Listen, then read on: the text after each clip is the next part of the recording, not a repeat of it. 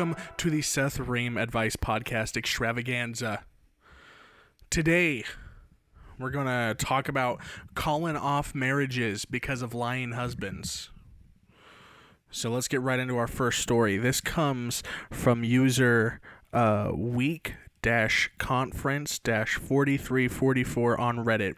Says, am I the asshole for calling off my marriage because my husband lied to me?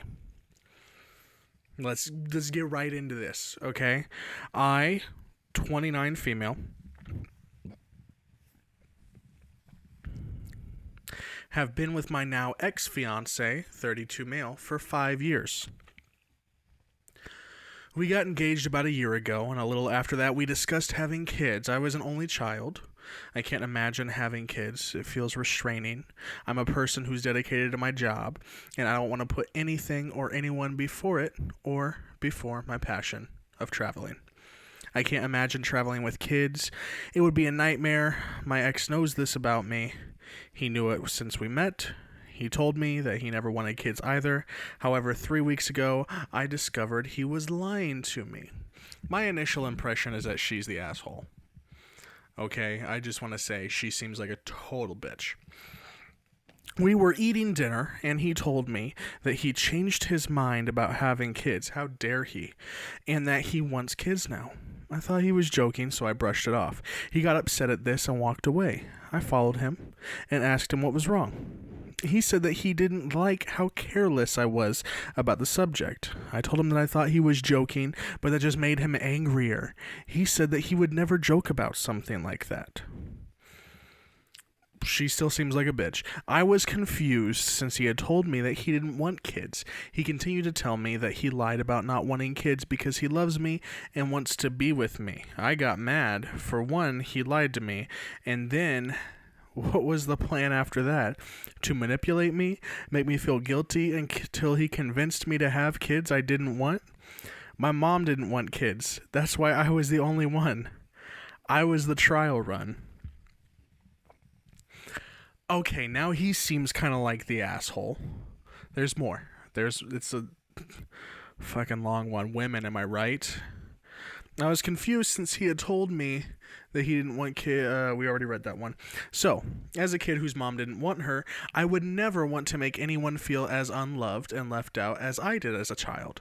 My ex knew this. I told him that many times. I took some time to think about it until last week. I told him I wanted to call off the marriage. He was surprised and angry.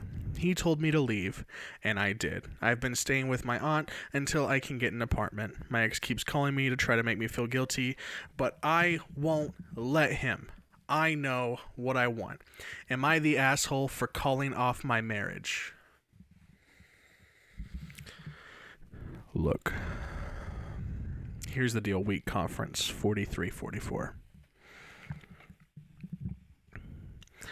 You are a bit of a bitch. Okay, I can tell that from your writing, and you're a 29-year-old female who wants to focus on her job and traveling. You are a bit of a bitch. 100%. There's no doubt about that. I guarantee you yell at waitstaff. I know that about you. I'm an expert in this kind of stuff. I know that you're the kind of person that would yell at a server because you didn't have a fork. Like, I get that. I get that. If we are talking about this instance in particular, I would say no. I would say you are not the asshole. In fact, quite the opposite. I would say you are justified. And being an adult, I mean, that takes guts to end a 5-year relationship because you guys are on different paths. Because I also had a relationship where we ended because of kids. Felt like I had been led on. Yeah, I get it. I understand. I understand where you're coming from. And in this situation in particular, I don't think you are the asshole. In most, you are. But in this one in particular, you are not the asshole. And that's my official ruling. We will go to our next Redditor, Our next Redditor, this is prestigious underscore 2, then the number 2070. Am I the asshole for expecting to stay a night with a date? This one sounds juicy, y'all. Buckle up, okay? Buckle up and get your juicy pants on. That was weird. That was weird. Just buckle up. Buckle up, okay? I had a first date arranged for the weekend. I am currently staying in my friend's spare room as my apartment flooded. Okay. He doesn't have a spare key, so all he asks is that I'm back in the house by midnight, as he has to be up early for work. If I'm not back, I won't be able to get into the apartment. Fair enough. When I was getting ready for the date, he asked that I don't bring them back to his, and that if I come back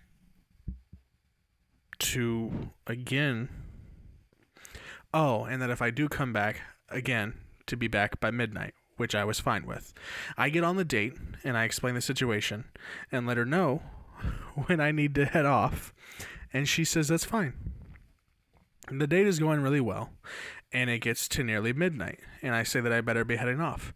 She says I can stay at hers if I want to stay out later, and since the date is going well, I agree. We have another drink, then go back to hers. This is about 1:30. We go to hers and go to her bedroom, but before anything can happen, she just says, actually, can you leave? I ask if everything's alright, and she just repeated for me to leave. I mention that I have nowhere to go now, and the cheapest hotel is over $200 for a night, so I can't get a hotel. She just again repeated to leave, and says I'm trying to manipulate her into letting me stay. I point out that's not what's happening, and that she was the one who said I could stay. I mention that I'm fine sleeping on the floor or sofa, but that I don't really want to be on the streets all night. She just repeats that it's not her problem and to get out. She says I was out of order for trying to manipulate her. Am I the asshole for expecting to stay at my date's house? Fuck no. No, you're not. Okay? Look, here's the problem with women, you see. Dames back in my day. Okay. All right, let me chill out a little bit. Okay, listen. If you were here, I'd be putting my hand on your shoulder. Listen, buddy. You're not the asshole, okay?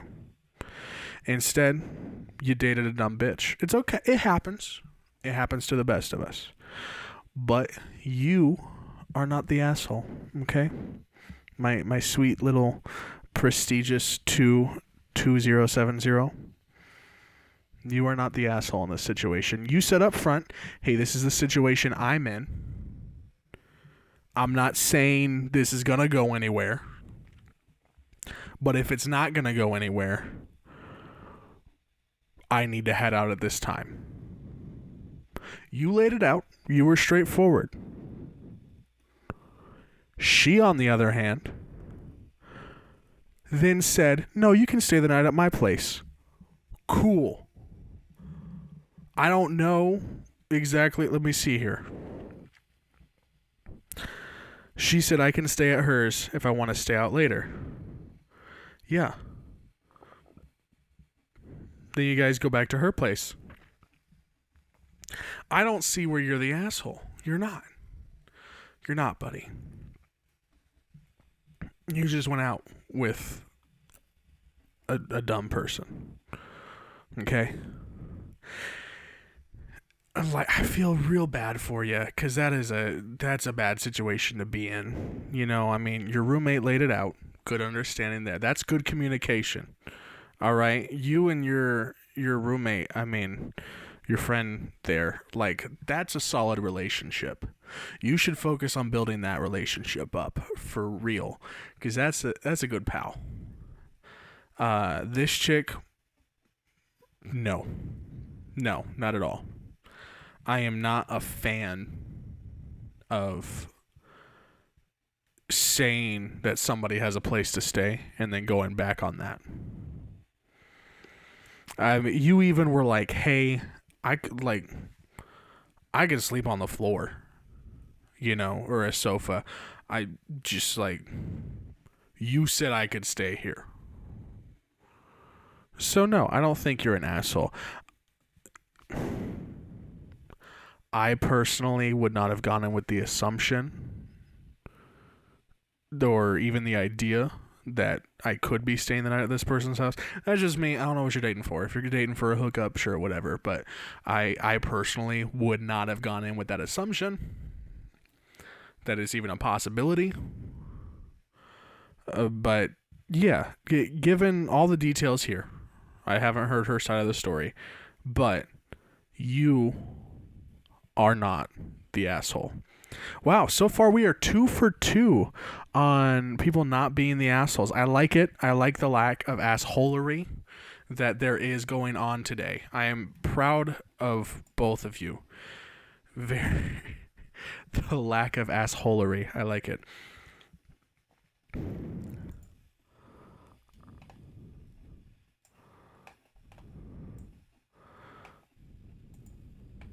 We are going to take a quick ad break here, as if anybody is advertising on a brand new podcast.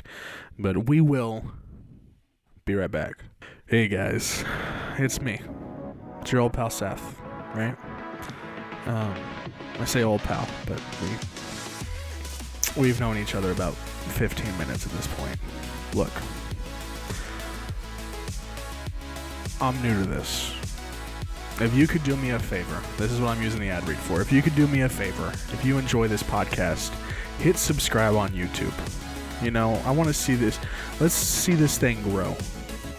All right. Joe Rogan's got an experience, but we have an extravaganza. We can beat Josephine Rogan. But I need your help. All right. Hit the subscribe button. Share this podcast with those close to you. Not your grandparents. I do curse here, so preferably not your grandparents. But let's just get a little subscribed there. Turn on the bell notifications. I'll be posting these a lot. Okay. All right, babe. All right, sweetheart. All right, cutie. All right, got that. Pal, buddy, amigo. Yeah. So please make sure you hit the subscribe button. Please share this podcast. Share the clips that you think are fun with everyone you know. Let's just get the word out here of my podcasting skills. Thank you. I appreciate you. You know who I'm talking to. That's right. I appreciate you. I'm not seizing. I'm just giving you a lot of winks because I appreciate you. Am I the asshole for suspecting that my best friend is sleeping with my dad? Okay. All right. This is juicy. This is some juicy freaking content right here. This is like freaking juicing up. Getting more juiced up than The Rock. Can you smell what The Rock is cooking? It's juicy. I'll tell you that much. All right. I trust you have your seatbelts on now. My dad, who's 54, and my best friend, who's 20, female, let's call her Sophie. Okay, I'm with you. Sage 8980. Let's call her Sophie. She's 20, dad's 54. All right. They've been acting suspiciously for quite a long time. I've sensed a little tension between the two of them that sparks up whenever she comes over, with my dad finding ridiculous excuses to leave the room/house, and her getting all awkward. I always attributed it to them being introverted. I know this is not enough to reason or suspect if something is going on, but things have been playing out weirdly since then. I and Sophie became friends in 2018. Okay, it's a woman. Uh, I and Sophie became friends in 2018 and have been close ever since. She's almost as close as family and helped me get through 2019. That's when my parents got divorced. My younger brother, who's 19, and I have been living with Dad ever since the divorce. Sophie and I used to hang out at least 5 to 6 times a week, but lately it's come down to us hanging out only twice a week. Uni being the reason behind it. Okay, so they're Australian. Uni being the reason behind it. And I suspect that hence I do not pro any further. Okay, I'm not going to do that accent anymore. Coming back to the topic, the last time we hung out, it was her place, and we were getting down to our PJs after an engagement party we'd been at together. The plan was to catch up on our movie nights that we'd skipped for the past 2 months, so she was taking a shower while I sat in my PJs on her bed, and that's when I noticed a bracelet on her nightstand. Found it to be really pretty, but by the time she came back out, I'd already long forgotten about it. Fast forward 3 days ago, my dad and I were tracking the shipment details of my aunt's birthday gift when a very familiar bracelet caught my eye in the past orders list. And I immediately recognized it as the one I'd seen on Sophie's nightstand, or at least it was completely identical to it. Okay, all right. Let's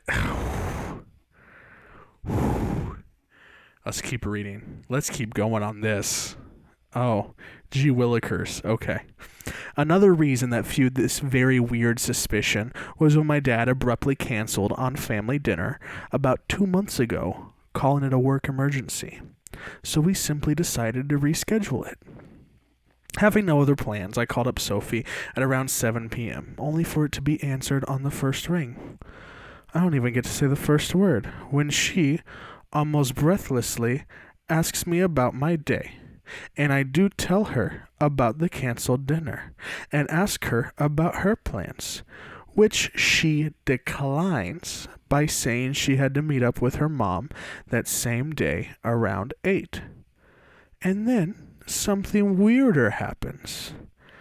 I hear Elton John's Tiny Dancer play in the background. Okay, that's her dad's ringtone.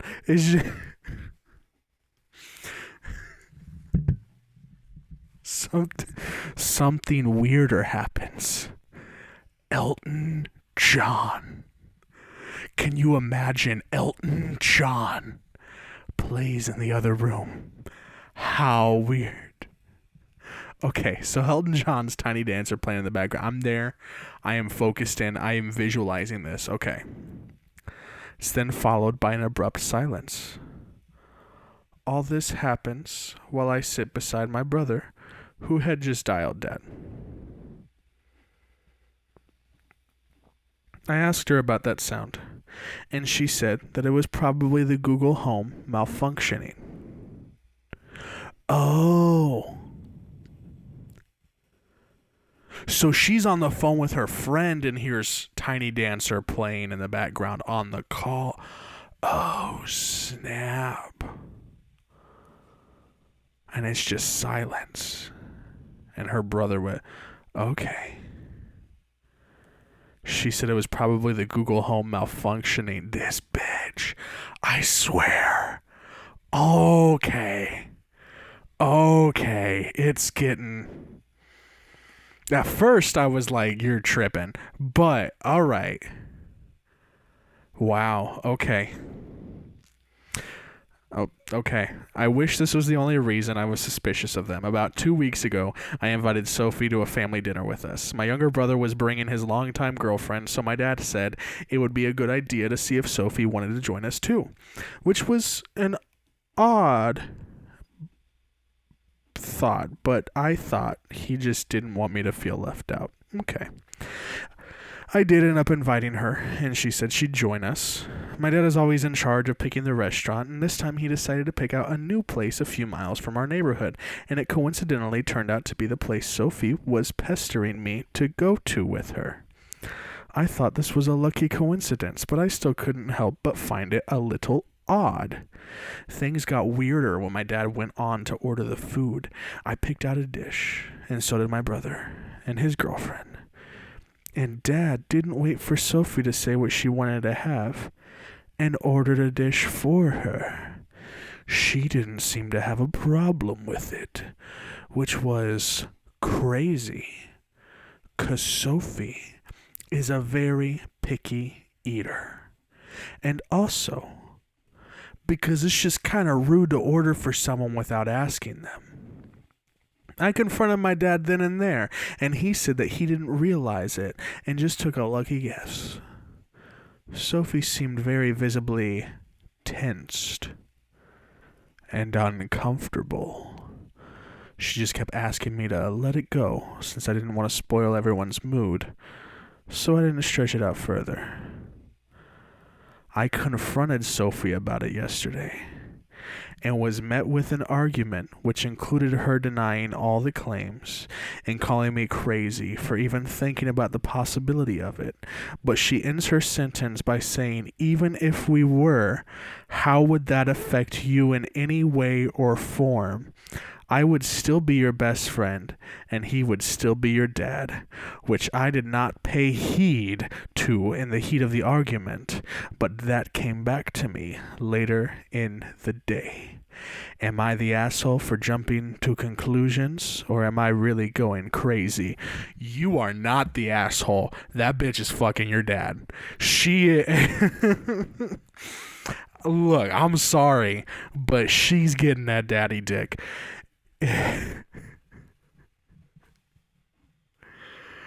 Ooh, that was a wild ride. That was a wild ride for sure. No, you're not the asshole. 100%, she and your dad are doing the dirty. No doubt about that in my mind. Okay? In my life experiences, anytime you accuse somebody of something, just confront them about it. Say, hey, this is my thought process. If they retaliate with a very aggressive response, they're guilty. They are guilty as hell. All right? Because if she wasn't guilty, she would have no reason to snap on you, right? If she wasn't guilty, she'd be like, what? You, no. But that was not the response.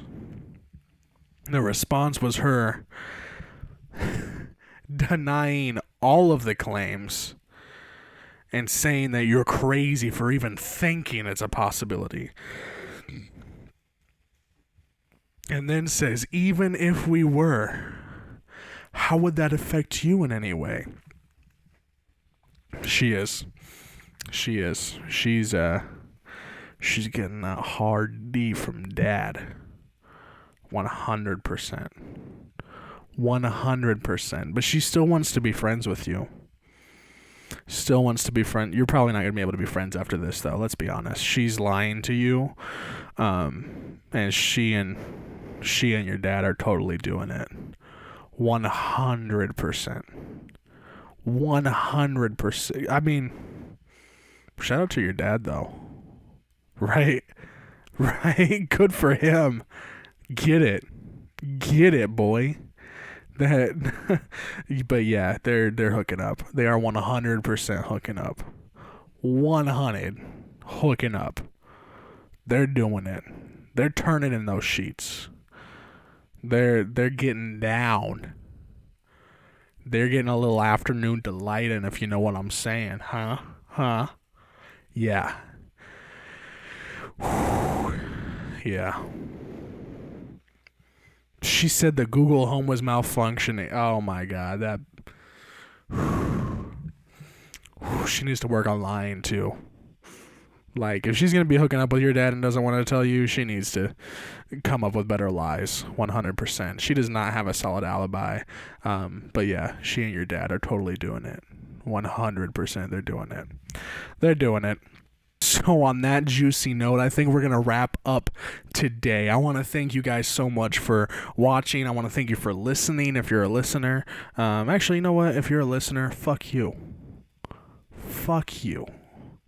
Audio only? What is this?